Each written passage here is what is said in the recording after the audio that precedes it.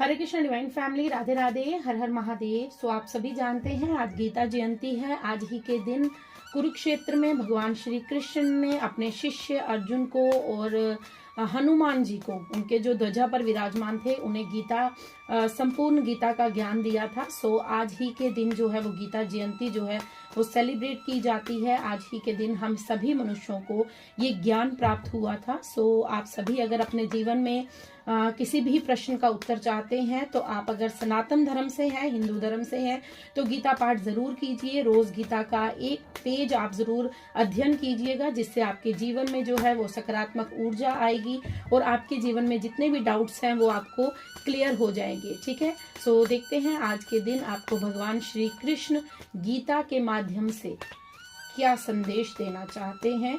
तो पॉजिटिव रहिए, double tap कर लीजिए। ओके, आपके लिए 4 कार्ड्स आ गए हैं।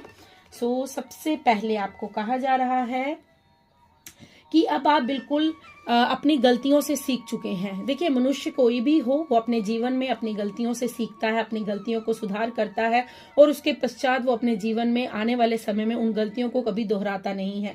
जिस तरह आपको पता है महाराज दक्ष थे, उन्होंने भी अपने जीवन में महादेव को अपना शत्रु समझ लिया था, जबकि वो पार्वती माता जी के पति थे, मतलब उनकी पुत्री के पति थे। लेकिन वो अपनी गलतियों से जब उन्होंने सीख ली तो उन्होंने भगवान की शरण को ग्रहण किया था। इसी तरह आपके जीवन में भी कुछ ऐसा हो सकता है कि आपने पास्ट में कुछ गलतियां की हैं, लेकिन अब आप उन गलतियों को जान चुके हैं, सीख चुके हैं। तो अब आपको भगवान श्री कृष्ण यहाँ पर कह रहे हैं कि तुम अपनी गलतियों का त्याग करो, तुम अपनी गलतियों से बाहर, मतलब गिल्टी करना बंद करो और मेरी शरण में आ जाओ। मैं तुम्हें कुछ नहीं होने दूंगा। कंट्रोलिंग द माइंड आपको कहा जा रहा है।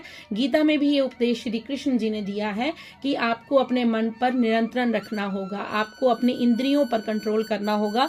अगर आपका मन विचलित हो रहा है बार बार, तो आप गीता का पाठ कीजिए, नाम जप कीजिए, हरे कृष्ण महामंत्र का जप आप करना स्टार्ट कीजिए। आपको अपने मन को नियंत्रण करना होगा। जब एक मनुष्य के वश में उसकी इंद्रियां होती हैं, उसका मन उसके काबू में होता है, तो वो कभी भी अपनी राह को नहीं भटकता है। और ऑनेस्टी का कार्ड है यहाँ पर और सीर ऑफ द ट्रूथ का कार्ड है। सो दोनों ही कार्ड जो है वो ये कह रहे हैं कि गो विद द फ्लो। तुम्हारी भक्ति जो है, तुम्हारी भक्ति मार्ग जो है वो बिल्कुल उचित है। आगे बढ़ते रहो, अध्यात्म के रास्ते में आगे बढ़ो।